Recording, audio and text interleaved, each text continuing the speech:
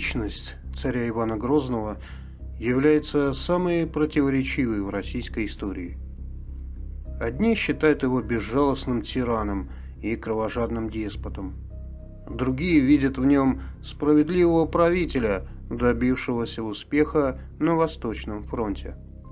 С того времени прошло уже почти 500 лет, и история донесла до нас лишь жалкие остатки, по которым сложно понять, что же было на самом деле. Иван Грозный родился 25 августа 1530 года.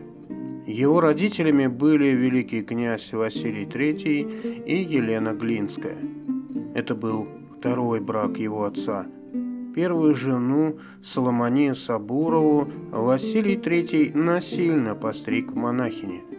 Иван Грозный очень рано остался без родителей.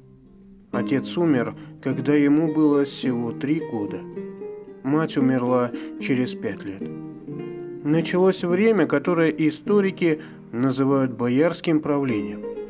Иван Грозный впоследствии вспоминал недобрым словом этот период его жизни. Будучи ребенком, он не мог сдержать наглых бояр, которые, прикрываясь его именем, жили по собственной прихоти. Он рано женился, ему было всего 17 лет. Женой его стала Анастасия Романова. В 1547 году он венчался на царство. Первый царь в истории России. Началось время успехов.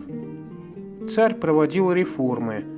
В 1552 году ему удалось завоевать Казанское ханство. Через 4 года ему подчинилось Астраханское ханство, наследие Золотой Орды. Крымское ханство подчинилось Османской империи, которая к этому времени достигает своего могущества. При Иване Грозном произошел первый конфликт с турками из-за Астрахани, который не принес успеха последним и отложил на 150 лет русско-турецкие войны. После смерти своей жены Иван Грозный женился еще 5 раз. Потеряв свою первую жену, царь лишился верного друга и сделался подозрительным и мнительным. В 1565 году он учредил опричнину, особый двор со своей администрацией и совещательным органом. Целью создания опричнины было искоренение измены. Царь надеялся с помощью верных слуг привести население в страх и покорность. Начались казни бояр и других лиц, которые им сочувствовали.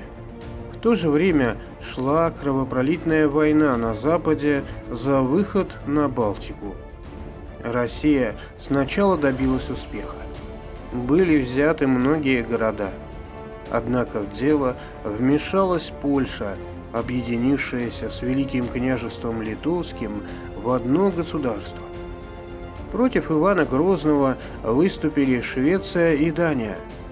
В итоге Россия, не добившись поставленных задач в этой войне, заключила мир, фактически оставшись при своем. Через некоторое время царь умер, оставив страну в тяжелом состоянии. Относительно его смерти были разные мнения. Кто-то считал, что его убили. Одна из версий смерти Ивана Грозного содержится в сочинении Джерома Гарсея. Этот англичанин долгое время жил в России и исполнял различные дипломатические поручения.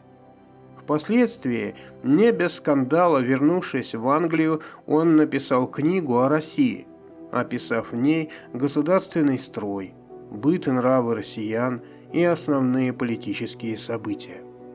Во время кончины царя он был в Москве.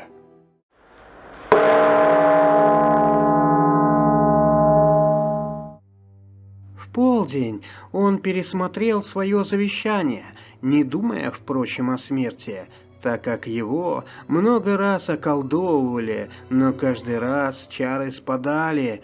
Однако на этот раз дьявол не помог.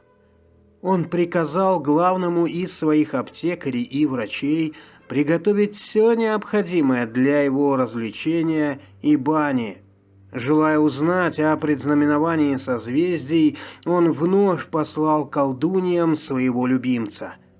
Тот пришел к ним и сказал, что царь велит их зарыть или сжечь живьем за их ложные предсказания. День наступил, а он в полном здравии, как никогда. Господин, не гневайся. Ты знаешь, день окончится только, когда сядет солнце. Бельский поспешил к царю, который готовился к бане. Около 3 часа дня царь пошел в нее, развлекаясь любимыми песнями, как он привык это делать. Вышел около 7, хорошо освеженный. Его перенесли в другую комнату, посадили на постель. Он позвал Родиона Биркина, дворянина, своего любимца, и приказал принести шахматы. Он разместил около себя своих слуг, своего главного любимца и Бориса Федоровича Годунова, а также других. Царь был одет в распахнутый халат, полотняную рубаху и чулки. Он вдруг ослабел и повалился навзничь. Произошло большое замешательство и крик. Одни посылали за водкой, другие в аптеку за ноготковой и розовой водой, а также за его духовником и лекарями. Тем временем он был удушен и окоченел.